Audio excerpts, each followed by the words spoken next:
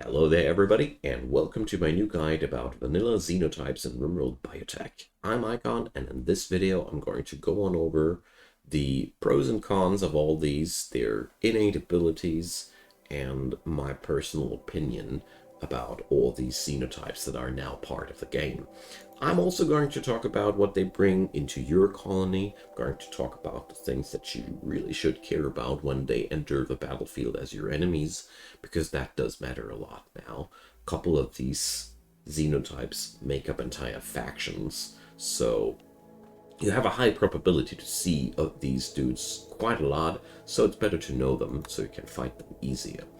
That being said, before I want to go on to the first xenotype of this video, a quick shout out to the support links down below in the description box. There's Patreon, PayPal, and Buy Me a Coffee as ways and means to support this channel, and I'd be delighted if you'd give them a look.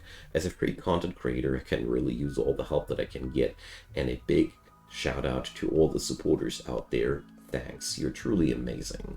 So, with that being said, let's get on into the first of these, the Dirtmoles. So, the Dirtmoles are, how the name implies, pretty good undergrounders. Their pros lie in fast wound healing, strong melee damage, dark vision, and great mining. So altogether, they are really made for life underground. The fast wound healing and strong melee damage combo makes them pretty good at close combat because, you get a lot of wounds in close combat, but healing doubly as fast is pretty cool. And dark vision and great mining goes extremely well hand in hand because, dark vision removes the penalty in work speed wherever it's dark, so they're always fast. Downsides, they're slow, and that sucks a lot. They're even slower in the sunlight. That sucks even more because they are also quite pissed in the sunlight. They are also nearsighted, so long-range weapons suck. Altogether, these downsides weigh very, very heavy on the Dirtmoles, and I'd say that makes them, in my personal opinion, quite unattractive as a colonist. If you need a mining person, though, they are truly amazing, but pretty much about it. You can use them pretty decently as a frontliner, but keep in mind they aren't as resilient as a Pigskin or a Neanderthal or all these other really juicy frontline genotypes that we're going to feature later. So all in all, I consider them really not that useful for your own colony, except for donors of genes. If you happen to be able to copy a few of them, they have a few interesting things. Fast wound healing is attractive. Strong melee damage I consider very attractive too. So you could plunder them. Enemy-wise, super harmless. If they ever should attack you, just wait for the daytime and kite the hell out of them. They are naturally born bad shooters, so all you need to do is pick up your long-range weaponry, and they have a 75% worse accuracy against you, even if they can't shoot. Enjoy. They're pretty easy in that regard. You should take them serious, though, if they still launch some rocket launchers and stuff at you, but except for unfair equipment advantages, they're harmless, and among the least attractive xenotypes of the vanilla xenotypes. Let's get on over to the Genies. So, Genies pros. Dead calm, pretty cool. They never do social fights. They never do violent mental breaks. And they'll never prison break. So that's pretty cool because that means they'll never really be any burden to your colony, but that's really their real upsides. Elongated fingers is really cool. 10% more manipulation, don't underestimate. Does a lot in terms of crafting speed, and they are great crafters and great scientists. That's pretty cool because these things are really desirable in every colony. I haven't had any place that didn't need a good crafter or a good researcher in the long run. Downside-wise, oh boy, these guys have downsides. They're delicate, so they take more damage. Their extra pain translates into natural-born wimpiness, so they get down super fast, and they suck at everything, living. Plants bad, animals bad, social bad. Altogether, I think every colony can use one of these dudes, though, because, they are excellent backliners. they make up they make up a kit that is useful for every colony at least once, and they also have pretty interesting genes to extract. And the elongated fingers gene alone is really good for a lot of people. Well, when it comes down to the downsides, you shouldn't rack up too many of these dudes in your colony, for sure. Enemy-wise, yeah, well, what can I say? You shoot them and they get downed immediately. That makes them pretty easy to handle, and you shouldn't be too worried about them. I find them interesting, but, well, wimpiness is a super brutal, nasty trait that I always try to avoid with my colonists, so they have my personal verdict of only one of these dudes per colony, tops. Except I have a really good reason to do it differently. So let's get on over to the Hussars. Oh boy, the Hussars. Well, what can I say? They let's get on over to the pros. So they have super fast wound healing. That's quadruple. They are cold tolerant. They are heat tolerant. They have partial antitoxic lungs. That means toxic buildup goes way slower. They have reduced pain. They have red eyes. Well, okay. They are unstoppable. Stagger time multiplier. That means whenever they eat a bullet, they just keep walking. That's pretty brutal. Also, they just can't ignore getting whacked in general. They are naturally good with shooting and melee, so no matter what, these guys are always great fighters. But that comes as at a price. First off, psycasts are not really accessible. They are hyper-aggressive, and hyper-aggressive is really something, you know? Their mental breaks are always violent, and they have a triple as high chance of social fights, so that's pretty brutal. Just be happy that they don't have extra melee damage on top of that. But they will be good at melee in every case when they have a mental breakdown. But it all pales in comparison to the Go Juice dependency. So, no Go Juice, no Hussar. They'll die after 60 days without the Go Juice. So, what does that mean for your colony? You have no Go Juice, you shouldn't pick up these guys, right? That's partially true. If you have if you have access to a cryptosleep casket, ancient danger rooms do often feature these. You can have one of these guys on ice. So basically, you can use them as an emergency soldier for heavy things like mech clusters and the like.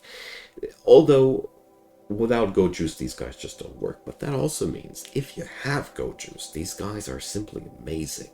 The only real big downside is the hyper-aggressive trait.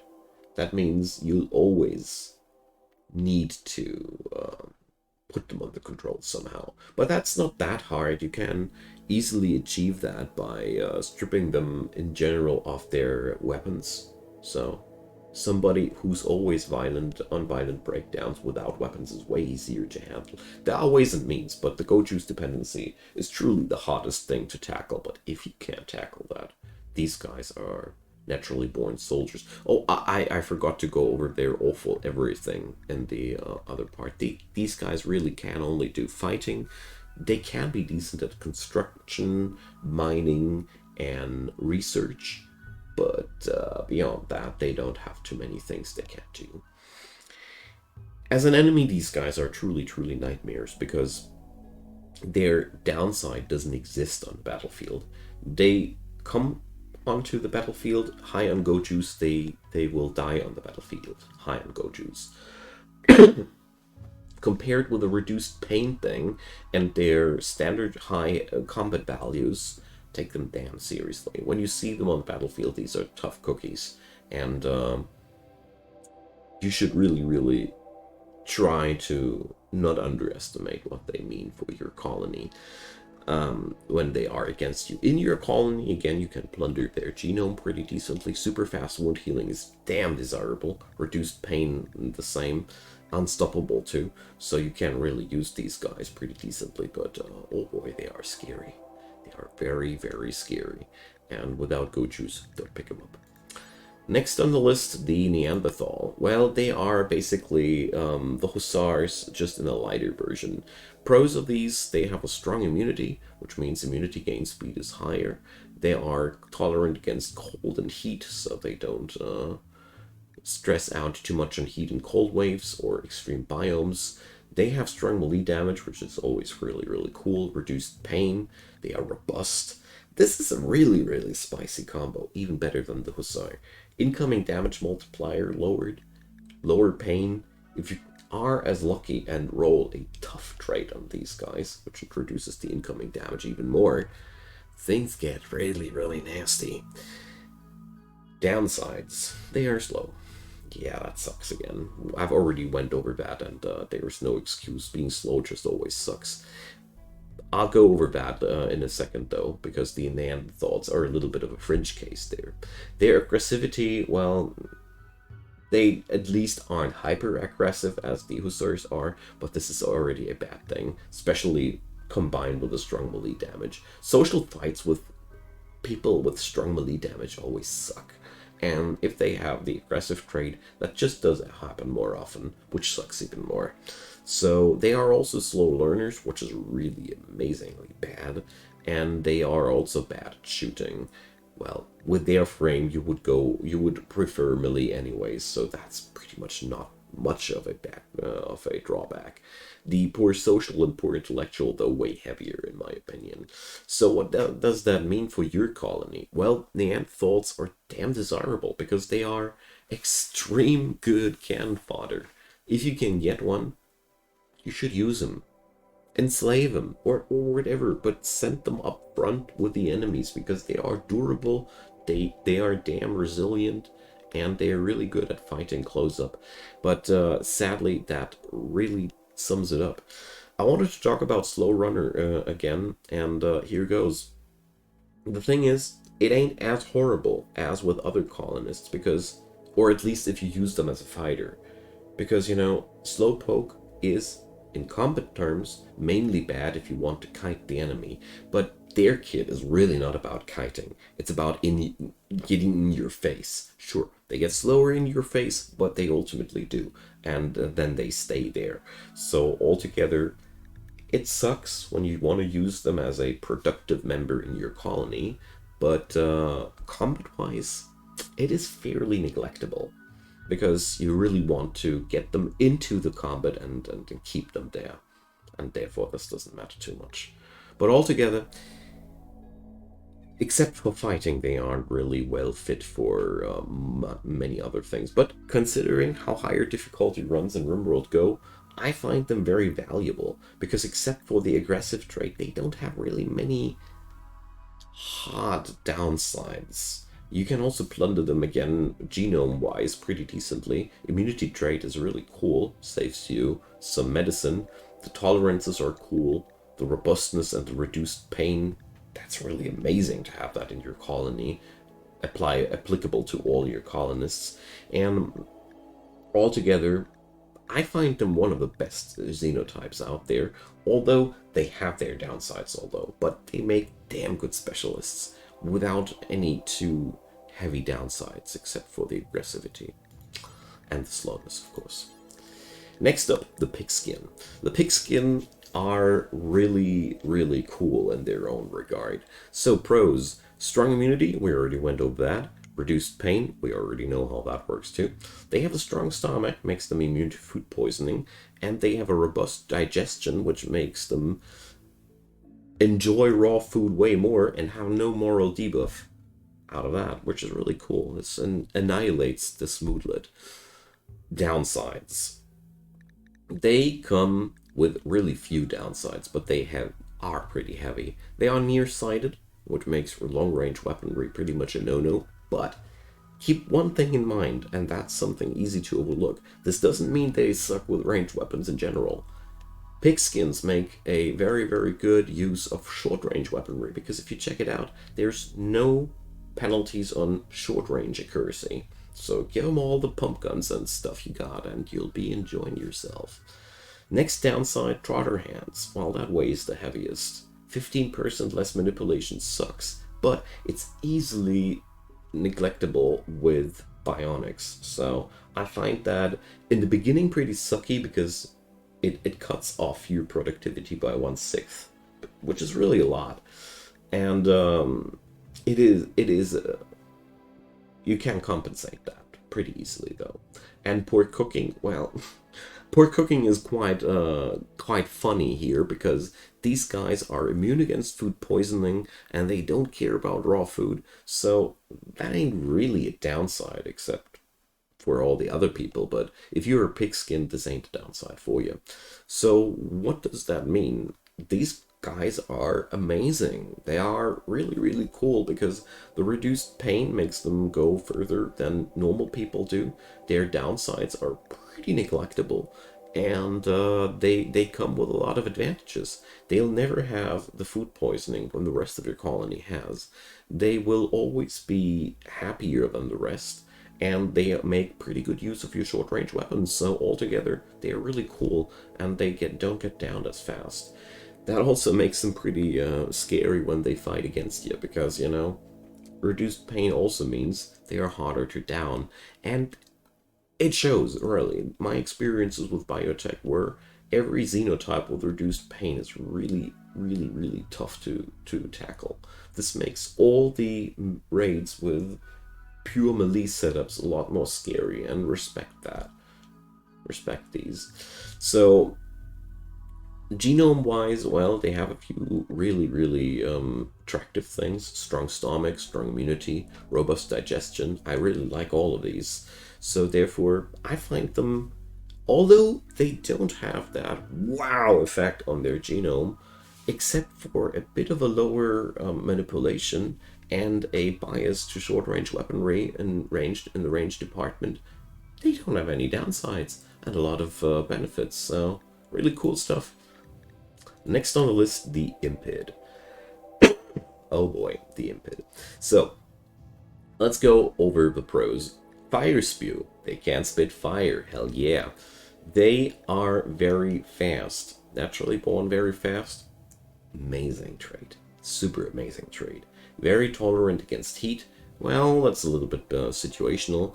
Fire resistant. Very low flammability and almost take no flame damage. And beyond that, well, we've left the area of pros.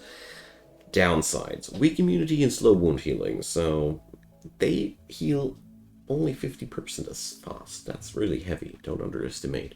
And they have a little bit of a lower immunity gain. That's neglectable though. A good doctor in medicine can easily cover that up. They are naturally born pessimists, so they're pretty often pissed. They have a cold weakness, which is also not that terrible. They are poor with plants and poor with animals, so altogether, pretty. It's pretty hard to get your colony fed if you are a pure Impid colony, but the poor aptitudes aren't that terrible. You can still have pretty decent people, because it doesn't kill passions. So where does that bring the Impids? They are really, really amazing, because their downsides aren't as heavy as you would think. Sure, if they get wounded, they run around with these longer, but beyond being naturally born pissed and in requirement of a warmer apartment than the rest of the people, these guys are just sorry, I forgot, I skipped the weak melee damage. They suck at melee too, but except for that, they are super fast flame spitting dudes that are pretty good at ranged options. In your colony, you can use them extremely well to break melee rates. Everything that ain't mechanoid is flammable, and everything which burns is moving erratically. So basically, these guys have a crowd control ability. That's amazing. That's truly amazing. Combined with a very fast frame, the downsides are easily manageable if you are an experienced player. You just have to take care that they are going to run around with these wounds for a while. That means if you are running high difficulty runs, 500 person threat and the like, it weighs a lot, but it still pays off. So plunder these guys, have one of them in your colony. I'd say they are really, really worth it alone for the fire spit ability. What does that bring as an enemy though? It sucks. You even have an entire Impid faction. So you have these very fast dudes running into your face, spitting fire at you, breaking your front lines, they really suck. And if they piss you off too hard, feel free to turn off the faction altogether. Or learn to live with it, because there are methods. Fire foam is your friend. If you are standing next to a fire foam popper that just popped, your character is covered in fire foam and not flammable anymore. If these guys are really putting you into a stressy situation because 30 or 40 of them are swarming at you, and like, this can be a solution. I just wanted to point that out because I found that a pretty decent way to counter that fire ability. Altogether, they are difficult to handle. I don't want to neglect that. The pessimist weighs heavy, and these two traits make them heavy to handle, but the benefits are just so good. I consider them a very powerful xenotype in that regard, and having one Impid in your colony just as a front line breaker can be invaluable. Alright, let's get on over to the Wasters. So, Wasters, benefits, well, super immune, so they are really hard to die from an infection. They are totally immune against toxic fallout and the like, and they have a pollution stimulus, which means they are really happy within pollution. Downside wise, we have aggressivity, bad aptitude towards cooking, really bad aptitude against animals and arts, and well, this department, well, they are dependent on psyche, and they are, sorry, that's a pro, they are immune against wake up addiction, and their psyche dependency is definitely a downside. So where does that put these guys? The Wasters are the ideal mascots for every mechanical colony, due to the fact that pollution does not only not bother them, they thrive in that environment. Their psyche dependency is a problem, yes, but psyche is easy to acquire. Technically, a cup of psyche tea every 5 days is all these guys want from you, and that's not really much, really not. And on top of that, you get the immunity against psyche addiction. That means they are naturally born immune against addiction of all these psyche drugs. That's a benefit. That's a blessing in disguise, because that means these guys can take full benefit out of all the nasty drugs that you're cooking up. So this is a combat benefit, a work benefit, and all the like. Yes, you have to have a steady supply of psyche, but the moment you have hydroponics running, that is no longer a problem. Downside wise, the heaviest thing is the aggressivity and the necessity to set up some psyche. Beyond that, these guys are just truly amazing. There's not much problem with them.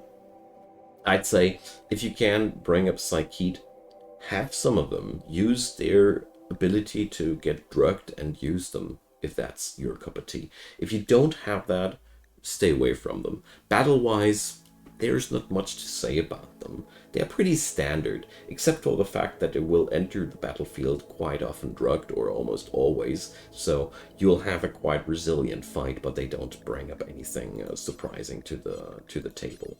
So, let's get on over to the Yttakin. The Yttakin, well, let's go over the pros first. Animal Work Hall, truly amazing. Lets you use the animals in your biome to your own benefit. Really, really powerful. We have strong melee damage. We have a robust frame, so we have, again, less damage incoming. We have fur skin and the furry tail, which is all about temperature. And we have a great aptitude with animals. Downside-wise, they heal slow. They are pretty immune against for psycasts, which is a blessing and a curse at the same time.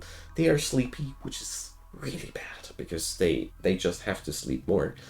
And they are awful at mining. So, oh yeah, and they have naked speed. Naked speed means that they are extra slow when they are clothed, and they are faster if they are naked. So since Yttakin have that fur thing going on, being naked ain't hot for them. But the Yttakin's genome, in my opinion, stands a little bit itself in its way. So they have that naked speed thing, which means that they cannot really wear armor, but at the same time they are robust, which would imply that, and they have strong melee damage, which would imply that you should roll them melee. But at the same time, they are slower with armor, but you should wear armor, because melee without armor is foolish. So that really contradicts a little bit.